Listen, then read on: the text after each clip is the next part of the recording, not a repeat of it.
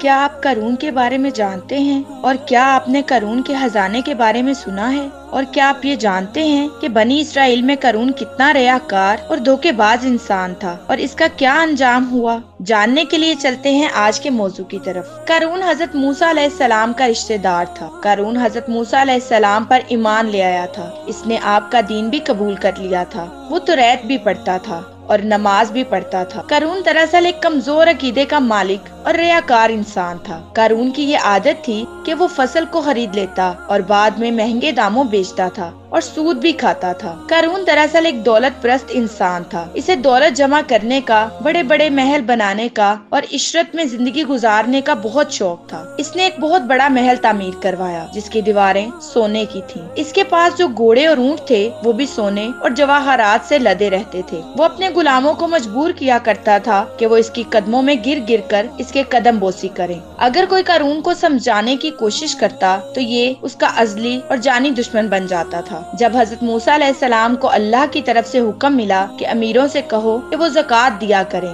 اللہ کی راہ میں اپنی دولت خرچ کیا کریں، تو حضرت موسیٰ علیہ السلام نے قارون سے بھی یہی کہا۔ قارون نے جواب دیا، موسیٰ، یہ کیسی بات تم کر رہے ہو؟ کیا ہم نے گناہ کر لیا ہے جو تم پر ایمان لے آئے ہیں؟ اب تم ہم سے ہمارا مال بھی چھیننا چاہتے ہو؟ حضرت موسیٰ علیہ السلام نے قارون کو تبلیغ جاری رکھی۔ قارون حضرت موسیٰ علیہ السلام کا جانی دشمن بن گیا اور آپ پر تہمتیں لگانے لگا۔ قارون نے ایک عورت کو بہت زیادہ مال و دولت دیا اور کہا کہ وہ حضرت موسیٰ علیہ السلام پر بدکرداری کا الزام لگائے۔ وہ عورت اس بات پر رضامند ہو گئی۔ حضرت موسیٰ علیہ السلام مجمع میں کھڑے ہو کر تبلیغ کر رہے تھے تو قارون وہاں پہنچا اور کہا کہ اے موسیٰ، آپ لوگوں کو تبلیغ کر رہے ہیں جبکہ آپ خود بدکاری کر چکے ہیں۔ حضرت موسیٰ علیہ السلام کے سامنے اسی مجمع میں اس نے اس عورت کو بھی پیش کر دیا۔ حضرت موسیٰ علیہ السلام نے اس عورت سے کہا، جس اللہ نے بنی اسرائیل کے لیے دریا میں راستہ بنا دیا اور بنی اسرائیل کو عافیت دی، میں تمہیں رب کی قسم دیتا ہوں کہ سچ بتاؤ۔ حضرت موسیٰ علیہ السلام کے روب اور جلال سے وہ عورت سہم گئی۔ اس نے سچ بات بتا دی کہ قارون نے اسے بہت زیادہ مال و دولت دی تھی کہ میں یہ الزام لگاؤں۔ حضرت موسیٰ علیہ السلام نے اللہ تعالیٰ کا شکر ادا کیا اور سجدے کی حالت میں اللہ سے دعا کی،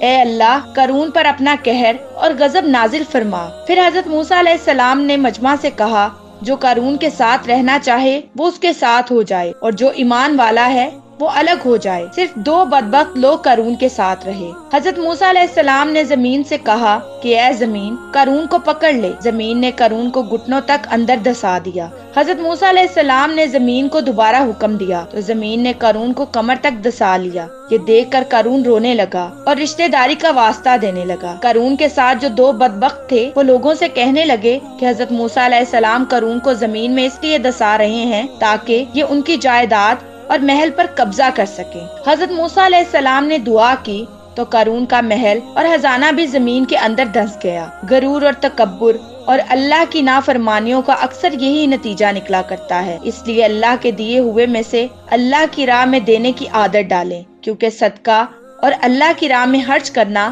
بلاؤں کو ٹالتا ہے۔ میں امید کرتی ہوں کہ میرے ناظرین کے لیے آج کی ویڈیو بہت ہی انفارمیٹیو رہی ہوگی، اور اگر آپ چاہتے ہیں کہ ہم ایسے ہی آپ کے ساتھ اہم موضوع شیئر کرتے رہیں تو ہمارے چینل کو لائک، شیئر اور سبسکرائب کرنا مت بھولیں، اور ساتھ ہی ساتھ بیل آئیکن کا بٹن ضرور پریس کریں تاکہ ہر نئی ویڈیو کا نوٹیفیکیشن آپ کو آپ کی اسکرین پر ملے۔ اب میں آپ سے اجازت چاہوں گی۔ شکریہ، اللہ حافظ۔